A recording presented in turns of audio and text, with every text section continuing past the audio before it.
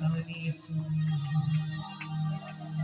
ਸਾਨੂੰ ਦਿੱਤੀਆਂ ਨੇ ਤਾਕਤਾਂ ਮਹਾਨ ਯਿਸੂ ਨੇ ਸਾਨੂੰ ਦਿੱਤੀਆਂ ਨੇ ਤਾਕਤਾਂ ਮਹਾਨ ਯਿਸੂ ਨੇ ਸਾਡੇ ਪੈਰਾਂ ਥੱਲੇ ਰੱਖਿਆ ਸ਼ੈਤਾਨੀ यीशु ने हालेलुया। इससे माना कि शैतान को खुदा ने अपने पाँव के नीचे रख दिया। सबने माना है जोरदार ताली दे अपना